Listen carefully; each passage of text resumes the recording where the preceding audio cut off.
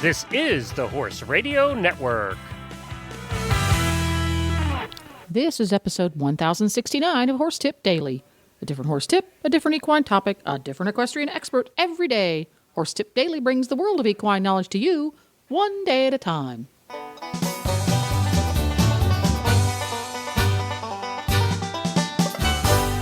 Today's tip is an interview that Glenn the Geek did with Cavallo Horse and Rider CEO Greg Giles at ADA. They chat a little bit about how hoof boots got started, why they're really cool, and where they are today. Well, we're very excited to welcome a new sponsor to the show, and somebody I'm very excited about because we use their products, and that's Cavallo Horse and Rider gear. And, of course, the Cavallo boots are what we're going to be talking about today. And I have Greg, who's the CEO of the company, and we're sitting here together at the American Equestrian Trade Association. Hi, Greg. How you doing, Glenn? Good. And, of course, everybody's going to love your accent. Where are you from originally? I'm an Aussie. I'm from down under. And what part of Aussie land? Melbourne. Melbourne? Okay, Melbourne, cool. Yeah. Very well, actually, good. Geelong, which is about 40 miles south of Melbourne. Okay, that sounds like a place that's really rural. Not really. It's a little bit rural. It's a home to the mighty Geelong Football Club, the Geelong Cats. Okay. So you've got Super Bowl day today, and the Cats are in the Aussie Rules Footy League down there in Australia. Now, is that horse country where you are? or- Not really. No. We're a little bit away from it down there. Yeah. So, Cavallo, let's talk about that, and we're excited to have you guys on board. And what we're talking about here is horse boots.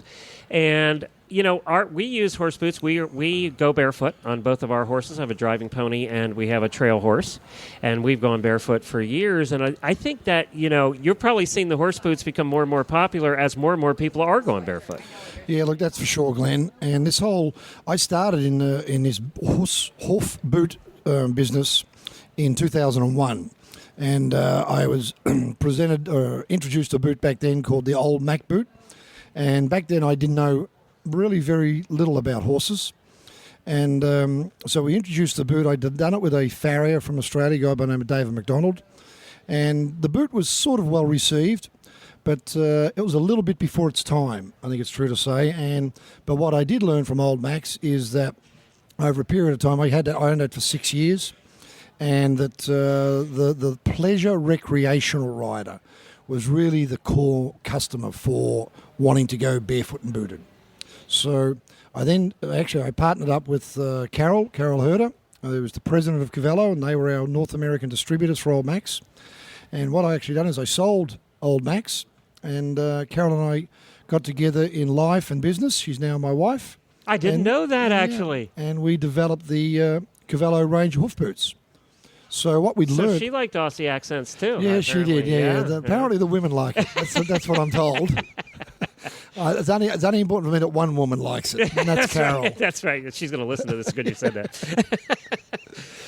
So now Cavallo was born, and the lines of boots, and they've changed a little bit since you started, too. Yeah, look, they have. We've actually kept what we really identified with back in 2005, 2006, when Carol and I did get together and commercially to develop the Cavallo range of boots, was that our core customer was the recreational pleasure rider. We called her Jennifer. Jennifer is 35. Which is my wife's name, by the way. Oh, well, there you go. So Jennifer is 35 plus, and she loves... She'll be happy that you put her at 35, actually. She loves a horse. And really, I think it's connected with this whole holistic living that we're all looking at today. Everybody's more conscious of what they eat and their diets and their exercise programs, and there's a lot more information out there today. And having said that, I think that it's because of the popularity of we call it the barefoot movement, that it has got a lot of space with places like yourself and throughout the media in general.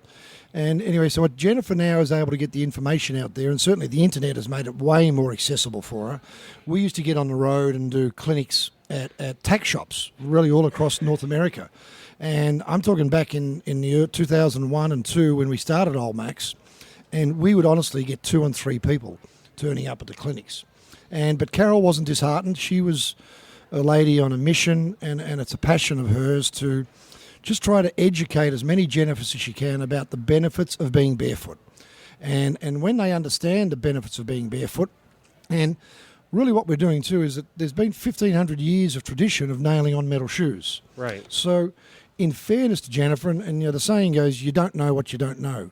And most Jennifers, they've just got into the horse market, whichever way they did, either as a teenager or as Carol did as an adult. And, what they're first told is, you get a farrier, and the farrier comes every 6 weeks, and he shoes your horse, and he gives you a bill for $100, $120, and your husband pays it. So that's how it normally goes, and that's what they've all done. I had that experience. But now, there is an alternative. And what hoof boots are is, hoof boots are a genuine alternative to metal shoes. And whilst we do say they are applicable to all disciplines, by far the biggest user of the boots, and we now know this worldwide, we're proud to really say that we're in 29 countries around the world. We're selling tens of thousands of pairs of boots a year all around the world. Last year in the US, we had a 48% growth in the US. And is it still your biggest market, trail riders? Yes, it is. And look, we've got some other disciplines. Like my wife, Carol, she barrel races, but she barrels barefoot, but rides out on the trails with the booties on. Now, Carol was the first barefoot barrel racer on the Canadian circuit in 2001. And when she did turn up, she had 12 months off when she decided to go barefoot. She had pulled the metal shoes without the support of a farrier, I might add. So she had to educate herself on all of that. And then when she came back on the circuit, we tell the funny story that when she turned up to her first meeting barefoot, after having been away for 12 months, and all the girls looked at her and said, "Welcome back, Carol. They were so pleased to see her." Then they looked down and they seen that the horse was barefoot. And they said, "Oh, Carol, you've obviously fallen on hard times. We'll have a whip around and we'll get the farrier over there to put the metal shoes on your horse before you go out and race." And she said, "Don't worry about it." So she went out and raced barefoot and shaved 1.4 seconds off of her previous best time. And she's convinced to this day that it's because that hoof was natural, it was functioning like God created a real unique apparatus in that hoof. And all we've really got to do is think about the wild horses here in the United States, the Mustangs, and they're running around without any metal shoes on their feet. And whilst we know we've domesticated the horse, and some people say you can't compare the wild horse to the domesticated horse, is that we accept that to a degree, but there's things that we can do, and it's not just simple pull the metal shoes off and go barefoot and booted. It is about diet, it is about terrain, it is about movement. So there are lots of factors that need to be taken into consideration. And we do a very popular endurance episode once a month on horses in the morning, and a lot of those people use boots. The endurance riders, a lot of them don't use shoes; they use boots, and they're riding 100 miles in a day. Exactly. Over all kinds of terrain. And let's talk about that. Okay, so the boots are you put them on the horse's feet. And like in my case, I'm going out driving, and I might be off-road or I might be on macadam, and either way, they work terrific. I got traction, so they're really good for multiple terrains. Yeah, they are, Glenn. And that was, when designing the boots, it was taken into consideration that we looked at all of those issues. And Jennifer wants to go from the paddock or the pasture, wherever she lives on the ranch, and they want to ride out, so they want to start out on the road, and then they go up to the mountains, and they're over gravel and stones. They want to ride through creek beds. They want to go over big stones, little stones. Mud. So mud, in and out of mud. I mean, the unique thing about the Cavallo boots, just mentioning that, is that we are the only hoof boot in the world that has built-in side drainage slots so that the water can drain in and out. And the other important thing is so that air can also circulate, because some other boots get sucked off in the mud and the bogs. And you hear all these stories of people say that, yes, I lost a boot, I can't find it, and all of that. So it won't happen with the Cavallo boots. We can guarantee everybody that Cavallo boots don't come off. And the catch cry that, again, just referring back to Jennifer, what Jennifer told us when we were developing the Cavallo range of boots. Jennifer, the generic rider. Jennifer, the generic rider. She said, "I just want a hoof boot that is simple to get on, that stays on through all terrain, and simple to get off." That is a good point, because some of the boots your competition boots are difficult to put on, to say the least. You cannot do it with your hands. You need a tool, and that's one of the things I like about the Cavallos is you don't need a tool. There's no tools. It's all Velcro. And we were very conscious of that. And you're right about the competitor boots, and we're aware of that. And they, they've been around for a lot of years, 40-odd years is some of these competitor boots, and they've got cables and clamps and that. Yep. And Jennifer, whilst she might struggle to get it on, and she might be able to get it on, but she sure as hell can't get it off. So now, you can ride in the boots on all terrains, and we've determined that. How about fit? How do you fit these things? Now, what we did is we went to your website, which I think is the best way, and you really do give a step-by-step on there. Yeah, we do. Look, we've got a real lot of information on our website, not just information on boots and how to size and fit, but we've got a library there of some fantastic educational content there. And it's not just us, it's not Carol and myself talking about it, and we obviously own the company, but Carol's a lady on a mission, and she's got a passion to help get as many barefoot horses as she can all around the world. And we just know that in their living environment, out in their pasture or paddock, for sure they can all be barefoot. But when we put them under saddle and we want to take them out of their living environment, they need some protection, and that's where the booties come in. But the very important thing, and when you hear about all these stories about they've lost boots out on the trail and that, one of the biggest reasons for people losing boots is the boots are the wrong size. So the measuring and sizing of the hoof is really critical. And it's no different to your own boots. So you want the right size boot, particularly when you're going riding over various terrains and for long distance. Could be 1, 2, 3, 4, 5, 6 hours. So we have a little video there, measuring and sizing video. So we've got to measure the hoof correctly. You don't measure in the heel bulb. So we measure from the back of the weight-bearing wall, from the buttress point to the toe. So we get the length of the hoof, and that really determines what size boot you use. We have 7 sizes. It's so funny when we measured here last week for our horses, and she got out the duct tape. I said, what are we doing with the duct tape? But then I figured out what she was doing with the duct tape as the guide, Yeah, so she had watched the video, apparently. Yeah.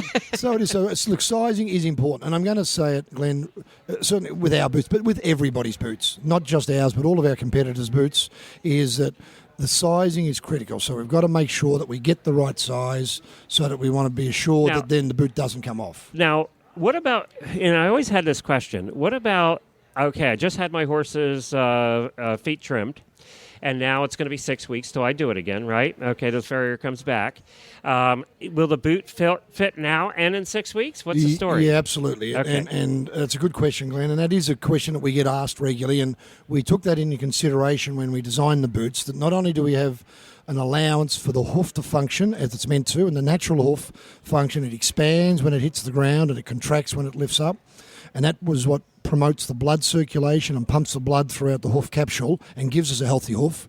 So our design boot allows for that to happen, and also it allows for that natural hoof growth for that 6-7 week cycle that the hooves are growing. So our tongue is what we call an adjustable tongue. So as the hoof grows over that growth cycle period, the tongue just goes up against the hoof wall. So it is adjustable. So that's what helps in that whole process. Very good. And what's the website? www.cavallo-inc, that's inc.com. Well, and also welcome to the Horse Radio Network family of sponsors. Thanks, Glenn, and we're delighted to be with you. Well, there you go. You can find links to today's guests, products, or topics at horsetipdaily.com. The Horse Radio Network and the Horse Radio Network hosts are not responsible for statements of guests or their opinions. Use your own judgment when listening to the tips provided by the experts on Horse Tip Daily.